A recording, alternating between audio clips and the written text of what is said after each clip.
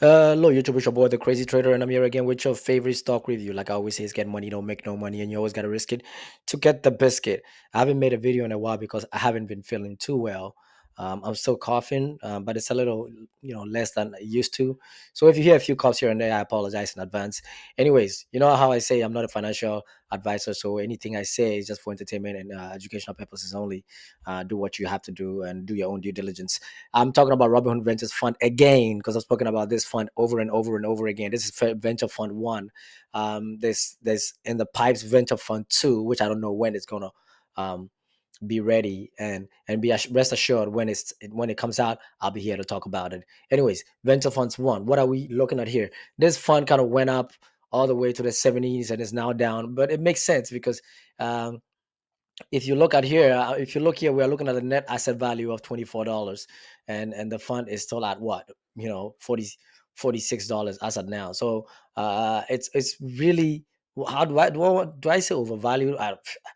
A little overvalued, honestly, if you look at the numbers. But am I still going to buy? Yes, I'm still buying more. I keep buying. Like I said, I want to buy, as much as I can before this thing takes off.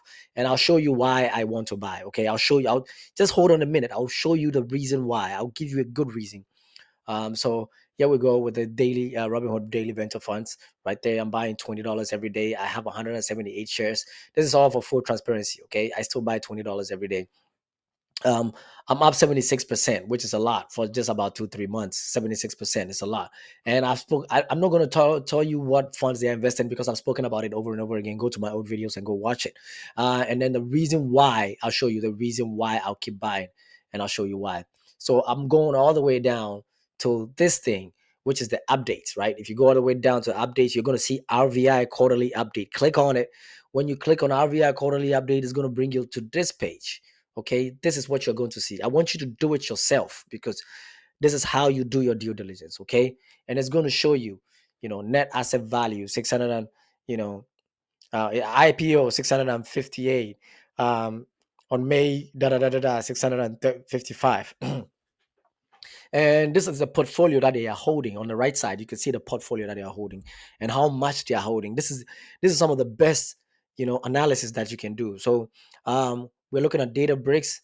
By fair value as at March 31st is 82 million, Revolut 50 million, Merco 50 million, Airwallex 25 million, Boom Supersonic 25 million, 11 Labs 20 million, and Stripe 15 million. You might be wondering, where is OpenAI? OpenAI, they invested in OpenAI in April, so it's not part of the first quarter. So they're going to do the second quarter, and I think the second quarter will have OpenAI in, its assets, because OpenAI was invested in after the first quarter, right? You get that, right? Good. So RVI's net asset value decrease reflects fund operating costs and including IPO related costs. So as you can see, the IPO was 658. They just have 655 right now. You'll be asking, where's the $3 million? That's why they are telling you that the $3 million is involved with operating costs and IPO related costs, because you have to pay to bring the thing into market, to bring the fund into market. You have to pay for other operating costs and other stuff. So that's why that 3 million is gone. So of course, operating costs and these things cost a lot of money. So it's understandable. Um, let's go to all the investments, and then we're going to see how they are faring, right? So the 75 million that they put in data bricks, the net asset value now is 82 million. It's 6 million higher already, right? 6 million higher already. And the rest remain the same. Revolut, Mecca, all the rest remain the same. 50 million, 50 million, 50 million, 50, 25. All the rest of the investments remain the same, apart from data bricks, which went up $6 million. Mind you, this hasn't IPO'd yet. This is still in the private market. So Databricks just went up in the private market. That's why you were seeing the net asset value go up by not 6 million, 7 million. So we are net cash 338 million, which is also, was in the first quarter. But be mindful that they invested 75 million in OpenAI.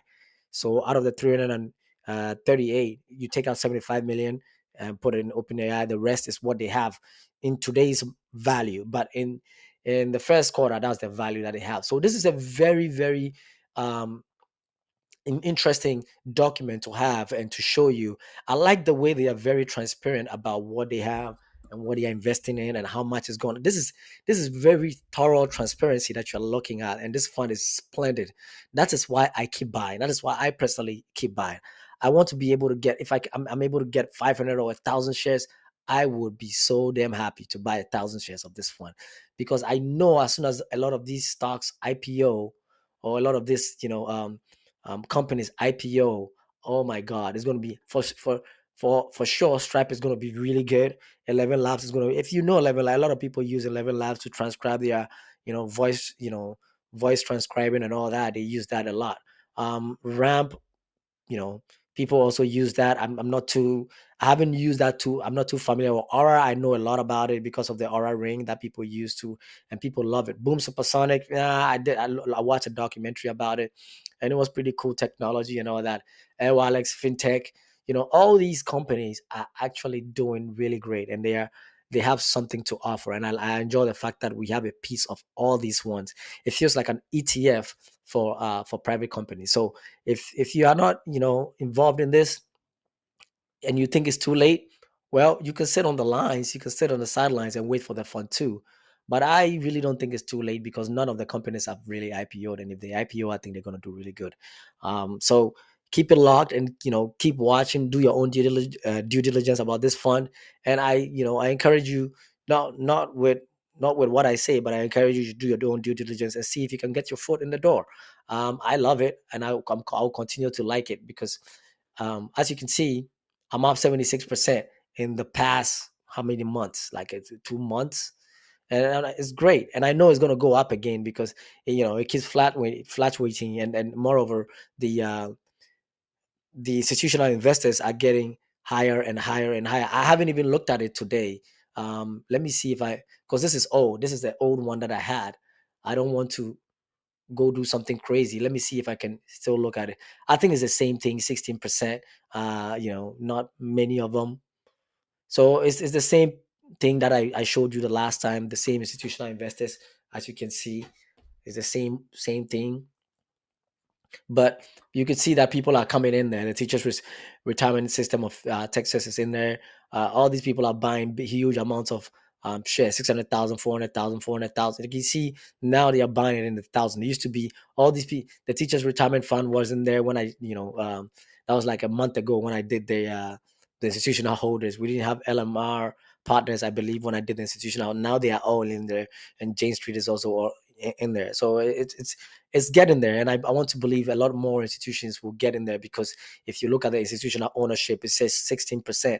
There's going to be a point where the institutional ownership is going to be 50%. At that time, it will be gone. It will be out of the retail trader's hand. If you see that, it's out of the retail trader's hand. So after 50%, I don't um, really buy the stock. I buy it for stability. I don't buy it for high growth. Okay, so for now, there's still a potential of high growth. So RVI, if you're following this talk, I encourage you to look into it, and see if you can get your foot in the door. Anyways, don't let me waste too much of your time. Like I always say, be safe out there, and peace.